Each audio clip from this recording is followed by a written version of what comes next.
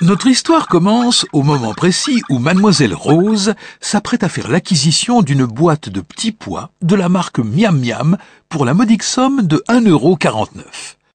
Il faut dire que Mademoiselle Rose adore les petits pois de la marque Miam Miam. Ce qu'elle ignore, c'est que par ce geste d'apparence anodine, elle s'apprête à mettre en branle un mécanisme complexe et mystérieux que les professionnels appellent le circuit économique. Dans 3 minutes, vous saurez tout ou presque sur le circuit économique. Bon, reprenons au moment où Mademoiselle Rose passe à la caisse. Nous sommes ici à l'étape de la dépense. À peine sortis du porte-monnaie de Mademoiselle Rose, ces 1,49 € sont propulsés vers l'entreprise Miam Miam. C'est ici que se déroule l'étape suivante du circuit économique, la production. Madame Mauve, la chef comptable, accueille les 1,49 € de Mademoiselle Rose avec enthousiasme. C'est la 2073e boîte achetée aujourd'hui. Les affaires vont bien. Et comme on est le dernier jour du mois, Madame Mauve va verser leur paye à tous les salariés de l'entreprise. Et ça, mes chers amis, ce n'est ni plus ni moins que la répartition. C'est-à-dire le 3e temps du circuit économique. Prenons Monsieur Sian, par exemple, qui travaille à l'emballage. Monsieur Sian est impatient de toucher sa paye pour partir en vacances. Aussitôt son chèque en poche, il court s'offrir un billet pour l'Égypte à 359 €, si bien que nous voici revenus à l'étape de la dépense. Mais tandis que Monsieur Sian s'envole vers les splendeurs de Khéops, nous poursuivons un autre voyage en compagnie de son argent. Un argent qui se déplace dans le circuit économique en repassant sans cesse par ces mêmes étapes. Dépenses, production, répartition. Quelles que soient les circonstances, on ne peut y échapper. Dépenses, production, répartition, etc., etc.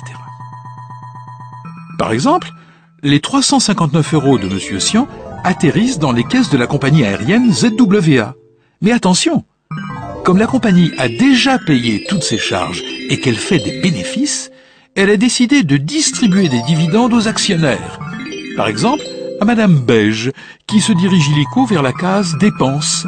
Madame Beige pourrait s'offrir un chapeau ou prendre des leçons de crawl ou une assurance vie. Seulement, Madame Beige a décidé d'acheter un appartement.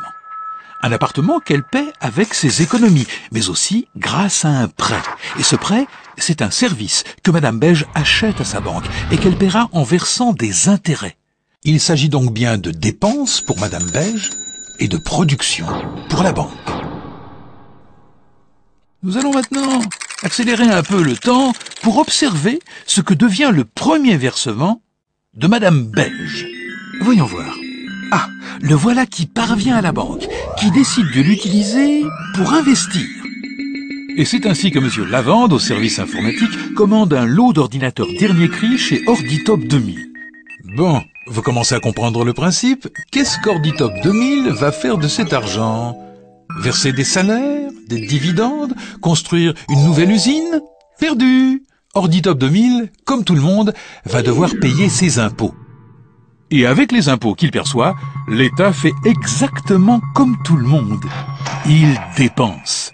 Par exemple, il construit une école et recrute un instituteur, Monsieur Prune, qui va produire un service public, de l'éducation, en échange d'un salaire qui lui permettra d'inviter Madame Prune chez Gino, le resto du coin, lequel investira dans une nouvelle poêle à frire, dont l'achat servira à payer Monsieur Ocre, qui se fera coiffer chez Rocktif, dont la propriétaire achètera un scooter bleu ciel.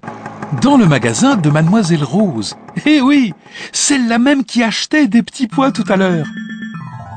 À chaque instant, des multitudes de dépenses se mêlent à des kyrielles de production qui déclenchent des myriades de répartitions qui aboutissent à tout un tas d'autres dépenses. Et ces milliers de fils qui se croisent et se recroisent constituent ensemble, jour après jour, le circuit économique. Bon appétit, Mademoiselle Rose.